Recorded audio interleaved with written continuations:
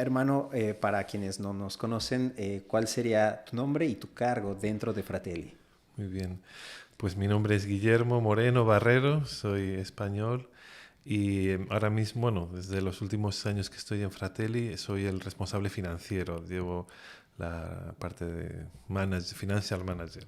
Llegué a Fratelli hace 5 años y al año de estar ya en la comunidad, empecé como director de comunidad y enseguida ya me pidieron también asumir la parte financiera. Así rápido, Sí. indoloro.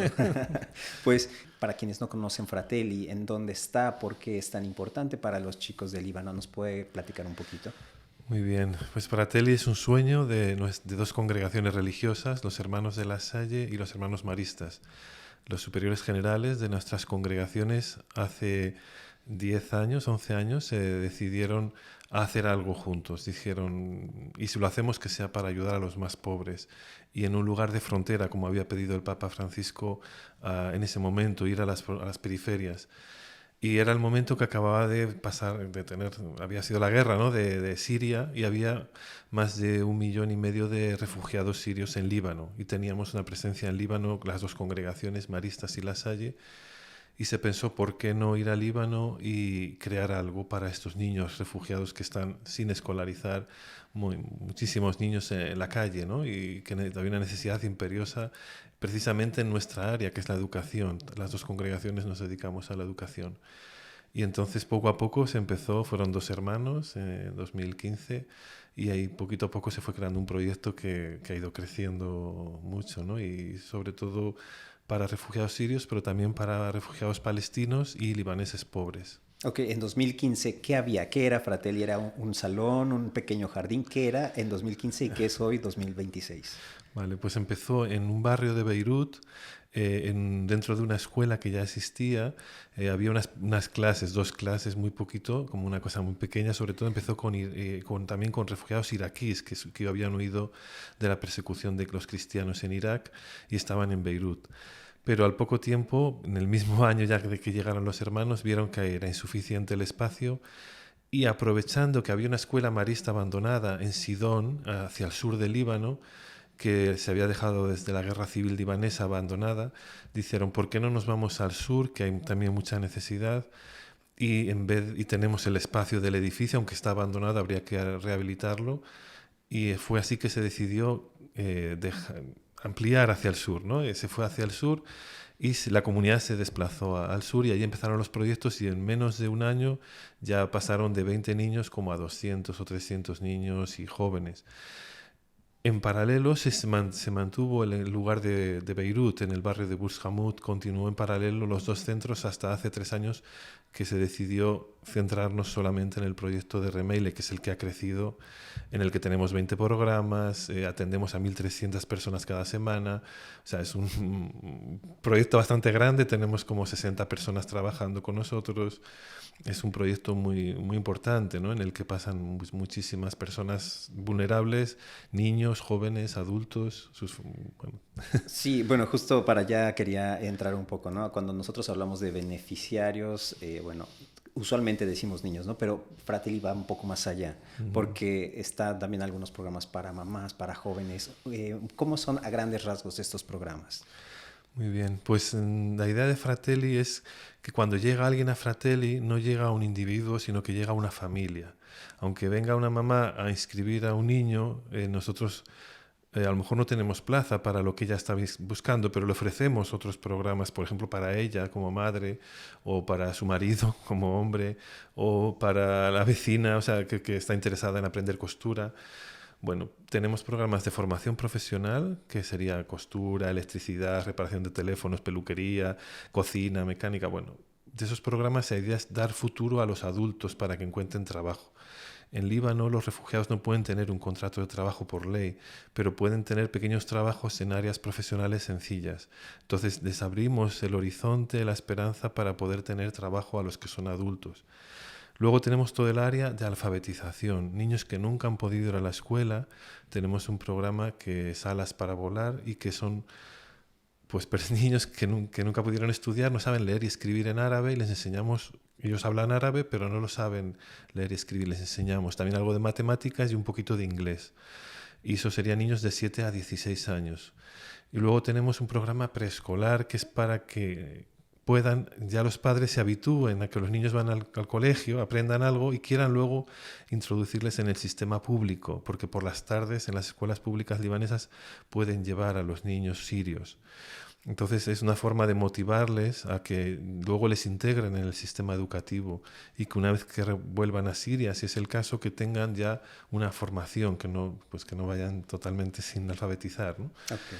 Y luego tenemos toda la parte que es muy fuerte psicosocial, que son programas de apoyo psicológico, de empoderamiento, programas de chicas, por ejemplo, jóvenes los sábados por la tarde, programas de mamás con bebés que van a aprender cómo cuidar a un bebé, programas para empoderar a las mujeres, porque es un tema muy grave la situación de la mujer, programas deportivos y lúdicos el sábado. O sea, hay como un área, tenemos un equipo psicosocial importante con tres psicólogas, una trabajadora social, una logopeda, una psicomotricista. O sea, tenemos como un equipo psicosocial también importante para toda esa área. Ok. Cuando hablamos, digamos, una primera etapa yo la llamo, aunque sé que hay varias etapas, antes del 2024, que fue el periodo de guerra, pero todavía concentrándonos en ese primer episodio, ¿cuáles han sido, llamémosle un caso de éxito, o sea, que nos venga a la mente alguien que ya estuvo en Fratelli y que después regresó y dijo, ¿saben qué? Yo ya tuve trabajo, no lo sé, ¿hay algún caso de éxito de este tipo? Sí, para mí uno de los casos, por ejemplo, que me motiva mucho es ver que exalumnos o exbeneficiarios de Fratelli se ofrecen para ser voluntarios. Por ejemplo, algunos jóvenes que hemos tenido en programas de inglés, árabe o informática, que es para jóvenes, después deciden venir como voluntarios los sábados en los programas deportivos con los niños. Para mí el hecho de que alguien que ha recibido no se vea como víctima solo, sino también como alguien que pueda ofrecer algo a los demás, para mí eso es un motivo de orgullo y de éxito en nuestra metodología, en la forma como hemos trabajado con ellos. No se sienten simplemente receptores de algo, sino parte de una familia. Ellos dicen, yo pertenezco a Fratelli, es mi segunda familia, es mi segunda casa, lo dicen muchos. Uh-huh. Las chicas adolescentes que vienen dicen que el mejor momento de su semana es venir a Fratelli el sábado por la tarde porque es el único espacio donde pueden ser ellas, donde pueden bailar sin que las juzguen, donde pueden expresarse, compartir sentimientos. O sea, tenemos muchísimos casos, mujeres que estaban deprimidas, cerradas en casa, de pronto pueden tener un pequeño trabajo de costura, se ganan un dinero haciendo vestidos a vecinas o arreglando el pelo y tienen como tienen su dignidad como personas de poder ganarse su propio dinero y ser autónomas, no depender tanto de otros, ¿no? Ok. Y bueno, ahora sí, platicando un poco acotadamente del periodo de 2024 y bueno, el más reciente. ¿Cuál ha sido la responsabilidad en Fratelli en este periodo de guerra?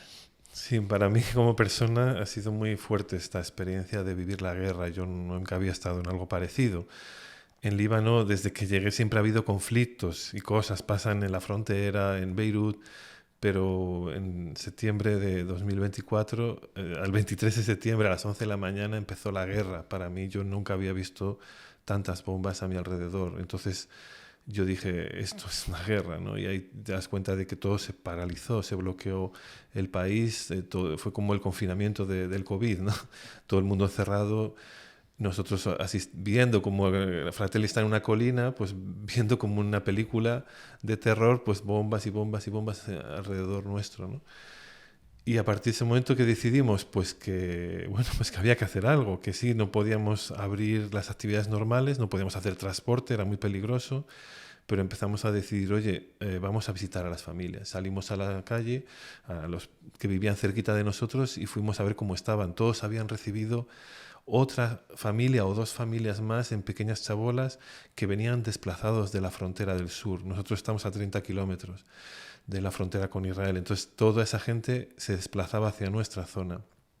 Y había pues viviendo como 30 personas en una habitación. Era imposible, por la noche los hombres dormían en la calle. Entonces nos dimos cuenta que eso era un ambiente muy duro para los niños. Y entonces decidimos abrir por las mañanas Fratelli para que pudiesen venir a jugar, a relajarse, a estar, porque Fratelli es muy bonito, tenemos espacios de juego, de jardines. También decidimos que podíamos ayudar con bienes materiales, aunque no es nuestra misión normal, la parte más de asistencia, somos educación, pero en ese caso dijimos tenemos que ayudar también con cosas concretas, entonces con colchonetas, comida, medicinas, mantas, pañales, bueno, todo lo que puedas imaginar que tuvimos que ayudar a la población.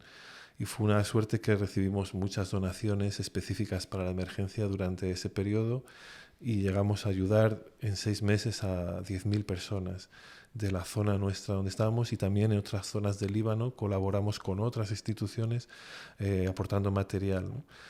Contaba hace poco que uno de los acaba de morir, un sacerdote en la frontera, ha muerto en un ataque. Y el año pasado estuvimos con ese sacerdote en su pueblo ayudando Fratelli con medicinas. Las grandes instituciones como UNICEF daban comida, pero nadie ayudaba específicas medicinas, por ejemplo, para la gente del pueblo. Entonces, Fratelli dijimos, venga, pues esta es nuestra aportación, nos mandaban la lista de qué medicinas necesitaban, las íbamos a comprar, íbamos luego a entregárselas, ¿no? Pues yo estuve en ese pueblo visitándoles, llevando las medicinas y justo ese sacerdote pues acaba de morir hace poco, ¿no? En una de los bombardeos.